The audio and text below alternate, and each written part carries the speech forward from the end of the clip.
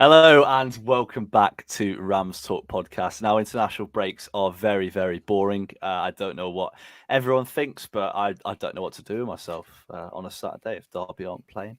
But we're here today. We've got a couple of really good discussion topics. We've been asking for you guys to give your opinions on Twitter, and I'm sure we'll get some in the live as well. We're just going to chat about Derby, basically. It's going to be a more relaxed episode. We've not got a defeat to talk about this week, so that's always nice. And joining me today are two people that I'm sickened to look at, to be honest. They've both got their NFL jerseys on. I don't know anything about NFL. I'm not going to pretend I even care, and I refuse to let them talk about it on air. But first and foremost, Jamie Page, how are you, pal? I'm happy. The best sport in the world is back. As Callum right. Callum, how are you, pal? Yeah, I'm good. I'm better that the best sport in football is back. The actual football. And everyone's switched off. So right, let's get into it. Now, I mean, we've got quite a few discussion points to talk through.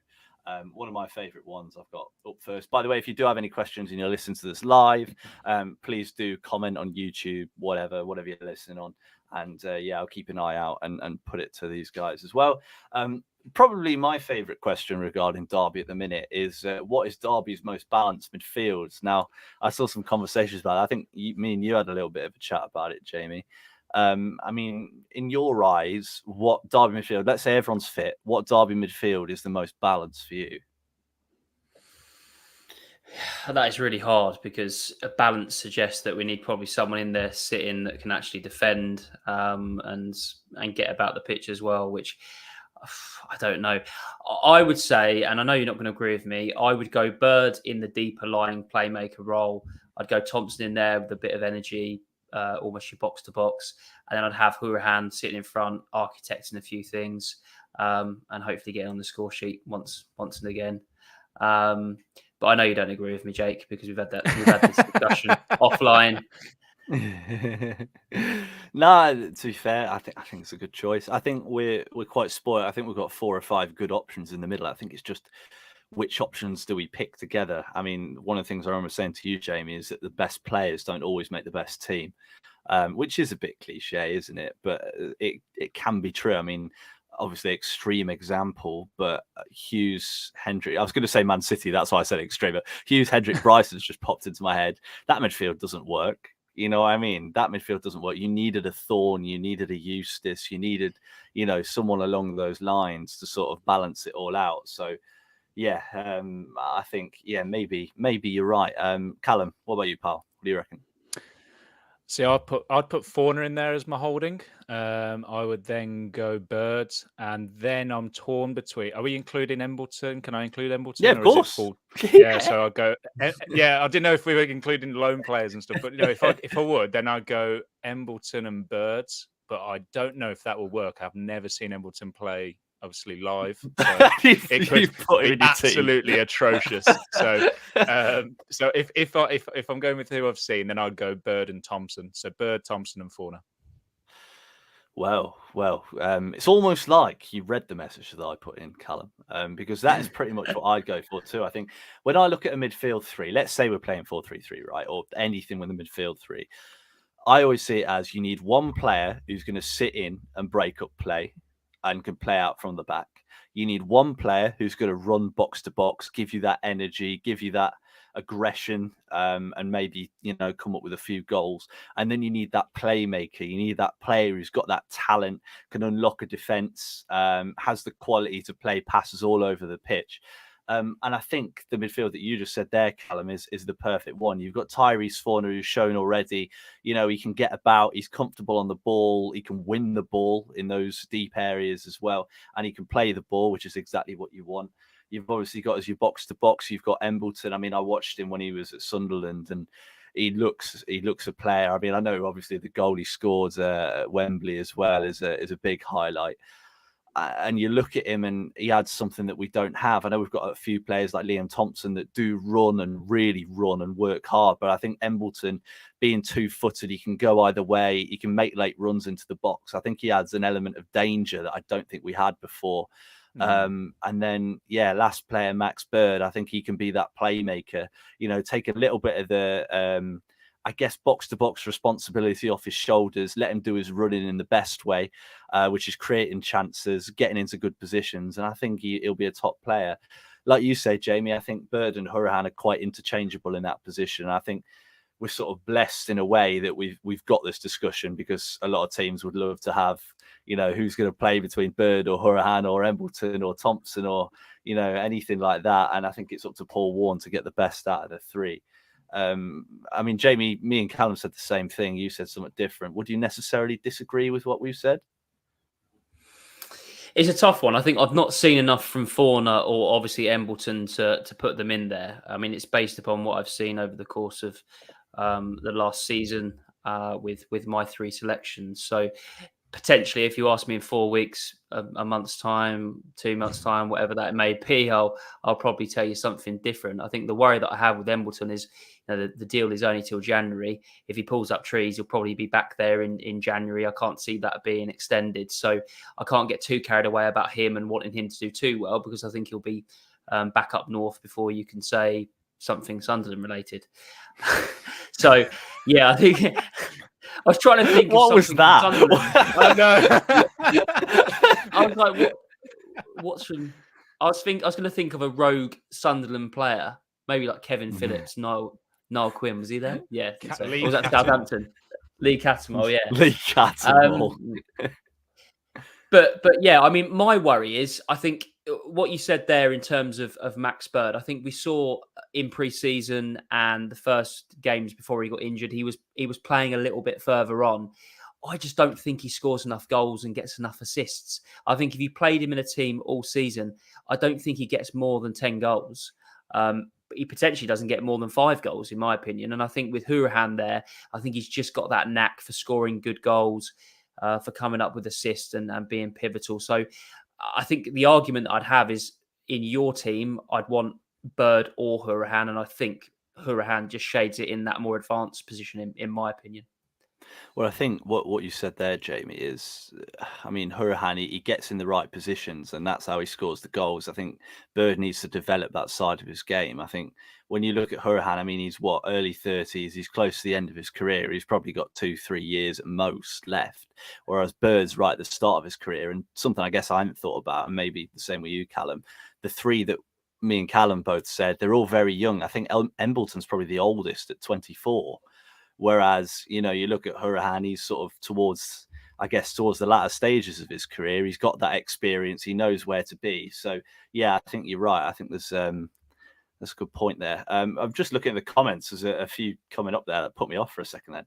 I mean, 2 of the questions that we've got from Jim and Ryan are all about, what players would you bring in on a free?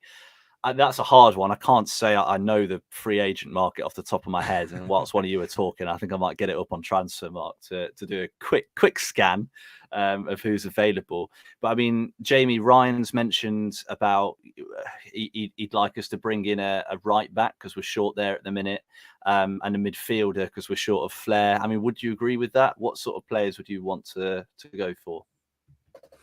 Yeah, I think I agree with the right back. I mean, we've just been so unlucky with injuries, haven't we? I mean, Ward being out, Rooney now being out, Kane Wilson not being able to kind of stay fit. I mean, that's 3 players that you'd have at right back.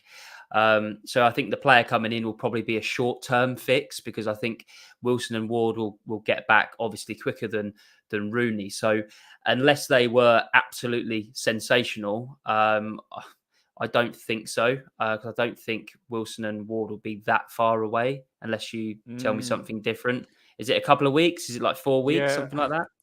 I think remember from when I last, let's say, Warren was last asked about it. I mean, I think Ward is probably a couple of weeks, and then Kane Wilson is a little bit sooner. I think he was getting back on the grass and stuff, but again, I could be wrong. But I think both of those aren't serious. So I don't think we'll be too horrendous at that right back position. But as you say, there are two people that we brought in to make cover and have both ended up being on the sideline. I think I'd have Corey Smith there. We've seen that he can do it. We saw he can do it last season. I think he comes under a bit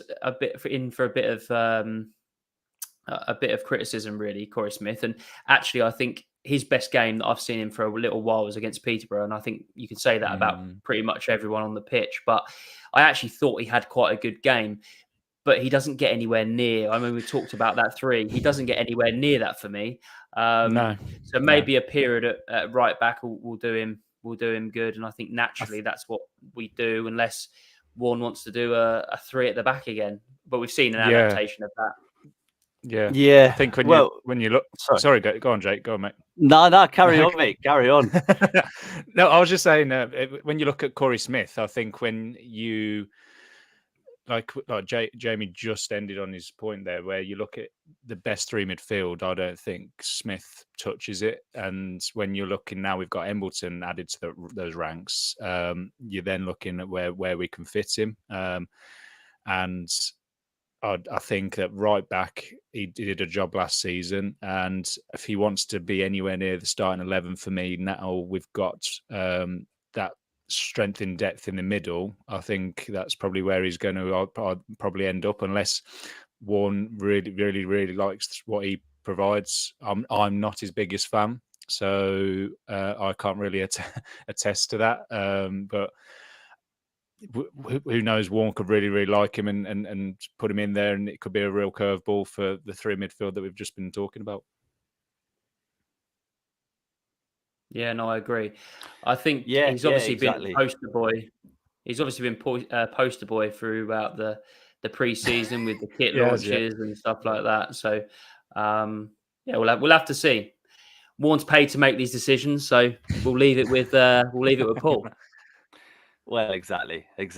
I've just been having a flick through the free agents as well. There really aren't many that are jumping out at me. I'm going to be real. Josh Onomer, central midfielder. I'm just looking at centre mids and right backs, basically. I mean, some really interesting ones in there. Some bloke called Chris Martin. Don't know if you've heard of him. You need to stop. You need to stop, Jake. You've got Sam Clucas is available on a free, apparently. Darnell Fisher, I mentioned there. He was one that we looked at in pre-season. A lot of names I don't recognise. Sammy Amiobi, he's another one that's available on a free. So there's quite a few players out there. I mean, I wouldn't say there's the best sort of list of talent that we could bring in, but then if they were talented, they'd already have a club by now. So I think we're going to be in sort of possibly bargain basement a little bit, but you never know. You never know with Derby. Sometimes the signings you're least excited about are the ones that turn out to be the best. Colin Kazan Richards-esque. Just another comment that we've got here. A guy called the Godfather who's put big up Rams Talk every time. Legend. Thank you, mate. I hope you are the real Godfather. And he's also said that he'd pick John Jules over Washington up top. I mean, Callum, I actually really was impressed with John Jules when he came in. I don't know whether he'd offer Washington's running, but he offers a different sort of side to his game, doesn't he? Yeah, it's the pace, isn't it? It's the pace and athleticism. Just because he's young, and Washington obviously is at his latter stages. He's not by any means gone, but his latter stages. He's now got to use what he used to have in that pressing attribute that Washington was well known for. He's now got to use it more wisely, just because he hasn't got the engine, whereas John Jules can kind of offer that outlet. It's that through ball that we don't really have with any of them up top that we could play in behind, which is where, as I say, the Godfather is probably right in terms of in what he's in what he's saying, but I don't know. I like what Washington brings. I do really like what Washington brings, and I think what him and Waghorn have struck up a really good partnership, the two of them. So whether I want to break that up with John Jules, I don't know. Again, I think it's another one where we'll see, won't we? And another striker-related question from Matt Hunt. Jamie, he's put send James Collins to the moon. I'd rather put Dosanjh Brown on. That did make me laugh, and I had to mute my mic for a second when I saw that. So thank you for that, Matt. I mean, Jamie, James Collins, we talk about him too much on here. I think we speak more about him on here than he actually gets on the pitch. But again, we spoke about Corey Smith and what he brings and what he doesn't bring. I think he's another one in the same mold where he's not got the physicality or pace that he used to have. And he's now just trying to play a role with tools that maybe he doesn't quite have up to scratch anymore. The difference between them two is that Smith can play the way that we're playing at the moment, but Collins can't. And it's so strange because pre-season showed us, okay, we're going to get the ball into the box. We're going to put it out wide to Ward. We're going to fire it in the box, and there's going to be James Collins. James Collins is that striker. He can't play to his back to goal. He can't hold the ball up. He can't get in behind. He's not going to give you what John Jules does. I find it so weird. And maybe it has been the injury to Ward that's maybe kind of affected Collins in this team. But I do think he gets a little bit too much criticism. I think if the ball was, dropping in the 6-yard box, I would have James Collins over everyone else on that pitch because I over Wagon to score. Yes. Yes. Now, I would like to bring up some evidence to the court. First game of the season, Wigan, ball drops to James Collins. He's 8 yards from goal, misses it completely, keeper parries it away. James Collins, free edge of the box against Bolton, and he skews it wide. James Collins, free just inside the box at Plymouth, takes it on his left foot, has all the time in the world, rushes it, puts it out of the stadium. I mean, you say you'd want him to be there, but when the ball's dropping to him, he's not scoring. 6 yards. 6 yards. Is that? God. Look, basically, he needs it on the goal line. Then is it an open net? Potentially. I would want potentially. I just feel that he has come under a bit too much criticism. Maybe we're trying to move him on. I know that obviously Shrewsbury there was that interest. Potentially we're trying to move him on, but it feels now that he's gone behind John Jules in the pecking order. Whether that's right or wrong, I don't know. But I do feel sorry for him because I think everything was geared up to him to be actually our number 9, for us to get balls into the box to him and for him to turn round his kind of Derby County story. So I feel a little bit sorry. I think I felt like this for players over the years. I feel it a little bit for Sibley at times where I think doesn't necessarily get the respect and the chances that he deserves. But look, in a squad, you're going to have a couple of players that aren't going to play as much of a role as they want to and fans want to, I guess. That is true. We've got a comment from Jim Johnston, which has actually really upset me because he's spoken about the NFL, which is unacceptable on this podcast, Jim. So please don't do it again. But he does ask how Wagon didn't get Player of the Month, which I'll put to you, Callum. But he's also put, P.S. Sorry, Jamie and Callum, go Raiders. Now, I don't know what that means. It means I'm really not a fan of Jim Johnson. Jake, just quickly, where do you think the Raiders are based in the world? Mate, where are they? could be anywhere. Come on, have a guess. Name a state, any state. Have a guess. I tell you what, leave your comments down below on Spotify and everywhere. Guess where the Raiders are. I'm going to say Iowa.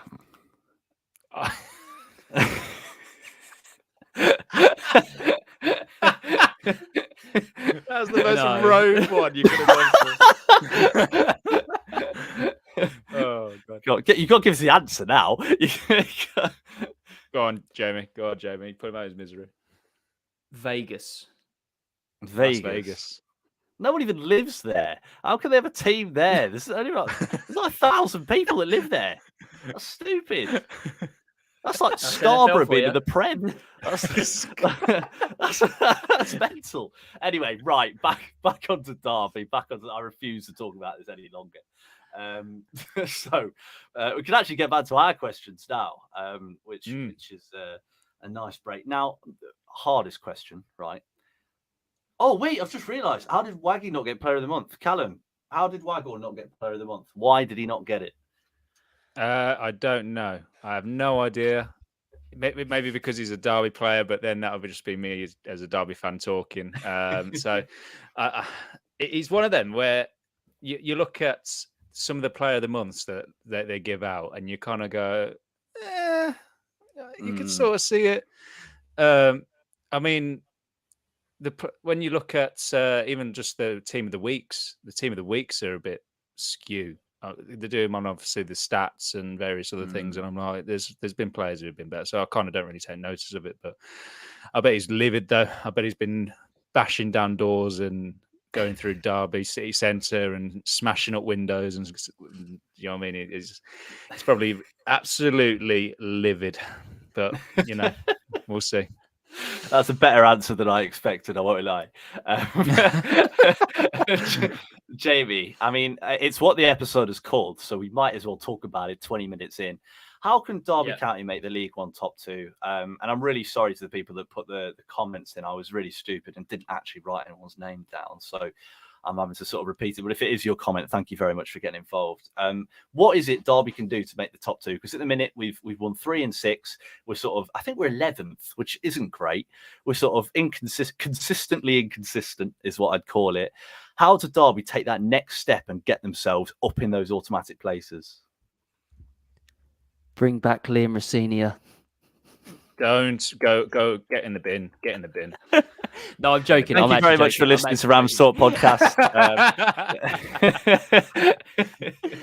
No, I'm sorry. Joking. How do I think they can get in the top two? I think we need to see a way of playing, whether that's a formation, personnel. I think from game to game, I think we talked about it last week, and we've done it on previous episodes. We've not really seen that consistent Derby County agenda. I feel like potentially we're flirting with different ways of playing, and don't get me wrong, that we need to win games in different ways. However, I think especially at home, we need to come to a game and go, right, I know today how we're going to win this game, because we know that Mendes Lang's going to get in behind, or we know that Waghorn's going to do something, and it's little things that mean that when we come to games, we know how we're going to play as fans. And I don't necessarily think that we've seen that just yet. And what I think with Paul Warne, how meticulous he is, how driven he is, and how I feel it like he's very much, he gives the impression that he focuses so much on the little parts of the game. And I just don't think we see enough of that on a Saturday afternoon or a Tuesday night or whatever that may be. So, look, he's had his injuries problems. The fact that we've got multiple players missing and key players missing is obviously a problem, and that's going to hamper that. But just feel like we need to look and actually go, right, this is how we play. This is the Paul Warne Derby County, and I don't think we've seen that just yet. There's been glimpses. There's been glimpses. Yeah, I mean, we've mentioned it a few times, haven't we? Peterborough away, that there was a glimpse there. You could see what we were trying to do, and then Bolton sort of undid a lot of that. But Callum, I mean, he's talked there, Jamie, about wanting an identity. I mean, when you look at this Derby team, what identity can you see Paul Warne trying to make? Ball out wide, crossing the box, and it goes in the net. Unfortunately, it's just not been happening. That is it. Mic drop. Oh, that was easy. Curtis Nelson at right wing back is perfect for that style of play. That's a good point. That's a good point. You're getting too big for your boots now, Callum. You used to give me long-winded answers, and now you're dropping mics on me. You tell me to shorten them, though. I'm trying to. I'm only attesting to you, oh master, Jake. Jamie, right, we're going to ignore that. Jamie, I mean, one of the big questions, and what a couple of people have mentioned, is will Sonny Bradley come good? I know we talked about it last week, and we put out a really good clip, and it's really interesting to see people's opinions on that, actually, because I actually had a message. I don't know if I've mentioned this yet on the pod, so this might have been exclusive, but I had a message from a Luton Town podcast. And they told me a couple of the things that have happened in Sonny Bradley's life, which actually affected him, and which is why he struggled over the last couple of years. So it turns out, obviously, personal stuff I'm not going to go into, but he did actually suffer from long COVID for quite a long time. and it really affected his breathing. Again, this is all a Luton pod. This is I'm not pretending to know any secret stuff about his life, but they said, long COVID really affected him, and it took him quite a long time to actually get back into football. And I wonder if that sort of knocked a little bit of the confidence out of him, and then he's hardly played since. He's been dropped in at Derby, makes a mistake week 1. I think it's one of them where we just need to back him, don't we, Jamie? And I guess in your view, can you see him becoming that player that Derby fans were so desperate for him to be? Yeah, I hope so. I think he's got a challenge on his hands, though, with the form of Curtis Nelson. I think it's been fantastic over the last couple of weeks. So if we do play a 4 at the back, I think at the moment there's no looking past Cashin and Nelson. I think it's going to take a lot and an injury maybe for Sonny Bradley to get a transfer. in there. Or a transfer, potentially. But look, at the end of the day, the way that I see it is, he's come in as this marquee signing. I mean, out of all of the signs we made, I think I speak for all Derby fans when I say this one was the one that excited us the most. This was like we've got a leader coming in here, someone that's proven, that's going to get us out of this league. That's what I felt when I saw that announcement. And what I feel like, and take age out of it, whether you're 18 as a summer signing or you're 28 or 38 as a summer signing, there is pressure for that player coming in, and I think that he has felt that pressure, and maybe that pressure for someone that's playing in, week out, they can deal with that pressure. However, I think with Bradley, that's the situation that he's in. I thought Jake had just left there, Cal. I thought he's like, no, I don't agree with that. I'm out. He's walking out the door. But yeah, I think for me, it's all about confidence. It's all about run of games, which unfortunately, like I said, I don't see him getting. So he has to, if he's going to come good, then he's going to have to play games. But where are these games coming from? Well, that's it. And I think with the back 3 as well, I think it means that he's going to play, isn't he? If we play a 3, he's going to play. But if we, as you said there, if we play a 2 on current form, he shouldn't be playing. It's just how it is. Cashin, I know he had his head turned, and I sound like Paul Warne. I know he had he had the potential transfer to Brighton, which was so close to going through, and that's obviously probably hurt him quite a lot, actually, that didn't go through. But he's still by far and away our best centre back, and Curtis Nelson's been pretty strong too. So yeah, it doesn't leave a lot of a gap, but seasons are long. There's a lot of games. I mean, when you get to January, you've only played half the games, and every game's as important as each other. So, if it gets to January and Cashin does finally make his transfer to Brighton, will it be his time? Will he step in? Will he erase the February curse? Being very dramatic here, but he's got a long time to make up for it, and the early season gets forgotten if things go well or if it goes badly. So yeah, we've just got to see what happens. I mean, Cal, do you agree? Yeah, no, I agree wholeheartedly with you. I think when you look at, I could even throw in, if you did a back 3, Fozzie going in there, if we had a Callum Elder fit Callum Elder, because then you're looking at that left-hand side and going, if you had Cashin, Fozzie down the middle, Nelson on the right, maybe, I don't know. Then Sonny Bradley, does he get in? Again, it's just another person for Warne to think about that, again, could mean that Bradley, again, just struggles to get game time. I mean, when Jamie said, where are the games coming?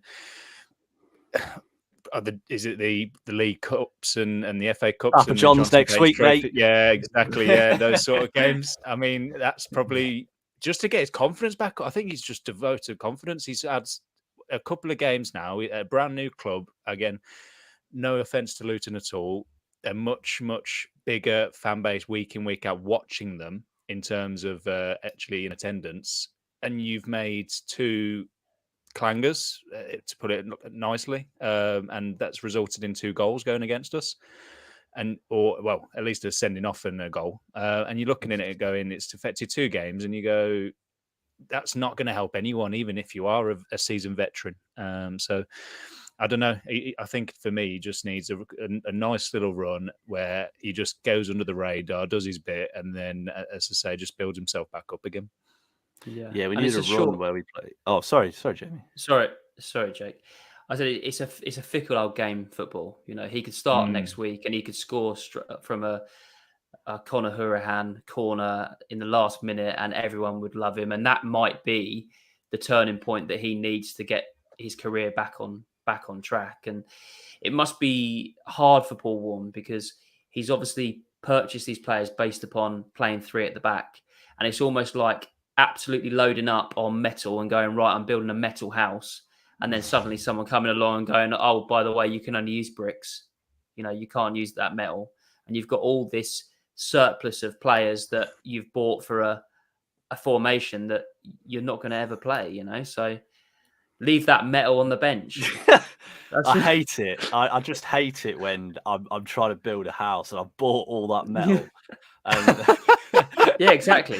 And metal is expensive, Jake. You know, it is. It is. If I drive past my estate and I see a metal house, I don't know. And yeah, I think the Godfather. I'm sorry, I can't take that seriously. The Godfather has said, he has spoken, and he has said that Bradley would be more suited to the left side of a 4 or left of a 3. Playing in the centre of a 3 was a disaster waiting to happen. Yeah, potentially. By the way, we're recording this on Sunday night, right? And it is swelteringly hot. All of us tried to do this with our windows open, and there's like a party going on next door at someone's birthday for me. And yeah, similar stuff. So I was washing their patio 2 doors down. So at the minute, if we're being delusional, please tell us, because I'm so hot I can't even think at the minute. But speaking of delusion, this opens a great avenue. What is our strongest 11? Now, I'll give you all a couple of seconds to think about it. I'll buy you some time. I think there's going to be a couple of different answers here. I know we've answered them in the last couple of days, and we'd just like to stress we're not copying Radio Derby. Don't worry, Dom. I'm not trying to be you, my friend. So, right, Jamie, now I've stumbled for you. Go on. What's your 11? Well, I've got to give the same 11 that I gave. I'm about to say, to Dom, got to give the same one. I'm not going to change my mind. Give a completely different one. No, I'm going to say the same. So I'm going to go Wildsmith, Ward, Nelson, Cashin, Forsyth, Bird, Thompson, Hourihane, Mendes Lang, Waghorn, Barkhuizen. Is that a 4-3-3? Yes. Yeah, a fluid 4-3-3. I was trying to work out what that was. Wow, the anti-Paul Warren 4-3-3. Cal, what do you reckon? So I will go Wildsmith. I'll go Fozzie, Cashin, Nelson, Ward. I'd then go Fauna, Bird, Embleton, Mendes Lang, Waghorn, Washington. Washington on the wing. No, well, Washington is. I was trying to work out who would go up top, but it's kind of an interchanging 3. You're going to break up Washinghorn, mate. That's a poor decision. I'm going to also have to go with the one that I gave on air. I'd say Wildsmith in goal. Rogue. That's rogue. Fozzie, Nelson, Cashin, and Joe Ward at the back. You've got Fozzie, obviously more defensive, and Ward a little bit more offensive. Midfield 3, Fauna, Birds, or Hourihane, whoever, and what's his name, Embleton in midfield, and then front 3. I'd say similar to Jamie, Mendes Lang, Waghorn, and Barkhuizen. You've got serious pace on each wing. You've got a forward that knows how to get into the right areas, and then you've got runners from midfield. So, yeah, I think that's probably our best lineup. Let us know. What's your best lineup? Let us know on Twitter, RamsTalkPods, or let us know in the comments down below on YouTube or Spotify or Apple Pods. I don't know if there even are comments on Apple Pods. But if there's not, let us know on Twitter. It'd be good to know what your teams are. I'm sure we'll put that out as a clip. So yeah, I've actually not got a lot left on my list. The Godfather, who has written "I am the Godfather" in full caps. This is basically your podcast now, mate. If you want to host, and he's put same as Jamie, but he'd swap Barkhuizen with John Jules, which is again another good shout. And Jim Johnson's put, did we make a strong case to the EFL with the ref v Bolton? I'd assume so. The refs are graded every game. So, yeah, I'm sure they got a pretty poor grade in Mr. Breakspear that day. And, yeah, it's good that Wildsmith's red's been rescinded. So one final thing, unless you guys have got anything else. Anything at all? Nothing Derby County related, more NFL, but me and Callum will take this offline. Yeah, please do. So Portsmouth, we've actually got a game to look forward to. I was a bit lost at the end of the last episode. I didn't know where to go. I didn't know what to do. It's the Chargers Dolphins in about half an hour's time. Didn't ask. So we play Portsmouth next Saturday. And yeah, I mean, Portsmouth, historically good team in League One. Interestingly, one of the comments we got earlier, let me look who that was, mentioned Ronan Curtis. Matt Hunt said, what about Ronan Curtis? Obviously turned down a deal at Portsmouth. He's a winger. He's definitely an interesting one. But Portsmouth, good side. Coming to Pride Park, the only team we've beaten there so far are Fleetwood, and they're dreadful. And they've now hired, I think, Lee Bowyer as manager, which is pretty funny. Or is it Lee Johnson? Lee Johnson, sorry. Lee Johnson, yeah, Lee Johnson. Interesting guy. Jamie, looking towards that game, we've not been great at home. We've had a 2-week break. We've got new players coming out of our ears. How do you see it going? I think we're going to bounce back. I really do. I'm not worried about it. I think we'll get it right, and I think we'll get the 3 points. That's not me saying that Portsmouth aren't going to come and cause a challenge, because I think they probably will. But I am confident that we'll put it right, and I think we'll go on a little bit of a run, and hopefully we'll be having Sundays where we're talking about positive things rather than potentially questioning certain decisions and referees and everything like that. So I feel like there's a new dawn coming, so to speak. I like it. Callum, what do you reckon? Tough game. Opposition that are going to be up there, recruited well in the summer, and they're renowned in League One to be a team that's, when you look at... What are you laughing at, Jamie? When you look at... Sorry, I need to mute. I'm just laughing at the Godfather's comment on YouTube. Sure, Jake, we'll get to it. Yeah, I've seen it.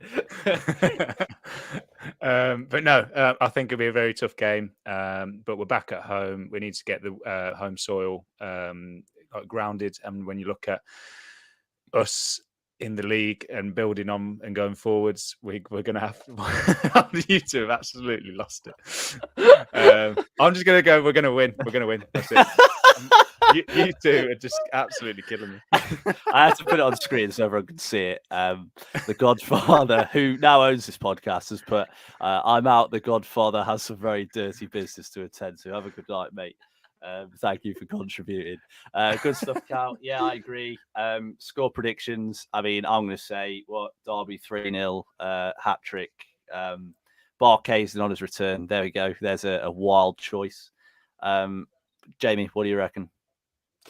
Yeah, I think it's going to be comfortable. I think we're going to win 3-1, and I think that Waghorn will get 1, and I think it will be a brace from Connor, the captain, who ran. Love to see it. Callum? 1-0 win. Makes it easier with scorers, and I will go Waghorn again. Waghorn again. And we've got 2 comments. We've got Jim Johnson, who says 3-1 to the Rams, and Mark Drury, who, I wish I had your optimism, Mark, has put 5-0 to the Rams, which, is obscene. But if it does happen, I think that would be the game that would kickstart our season. I don't see us looking back from that if we do win it. But right, I've completely lost my head. The Godfather and the Heat have beaten me. It's so hot. It's so hot. Really hot. Yeah, it's really hot. And let's hope Derby are red hot on the pitch next week. And we're back. We've got a preview coming out on Wednesday with the guys from 4-0 written all over it, which do YouTube and podcasting and all that sort of stuff. They're great. That'll be me doing that one. So, if you don't tune in when these guys do it, and just for me, just to let you know, it'll be me doing it. So yeah, make sure you tune in. And yeah, I've quite enjoyed this actually. Not talking about us losing, which is great. So yeah, I mean, if you did enjoy, please do rate us. Don't base it just on this episode, but if you like the other ones, please do rate us 5-star on Spotify and Apple Pods. We're edging closer to the full 5-star rated on Spotify. So every single vote helps, which is really appreciated. We put a lot of effort in. And yeah, if you do want to check out any other stuff, we stream live every Sunday at 7ish, which is where all these comments come from. So if you want to comment and get involved, let us know if you think we're deluded. Please do. Yeah, get in the comments, tell us what you think, and yeah, it'd be good to have you on board. Video watchers, you can catch it on audio. I've said it enough times now. But right, we're done. Thank you very much to everyone for listening. Goodbye from me. Goodbye from me. And goodbye from the Godfather. We're so good at this. Right. Thank you for listening, everyone.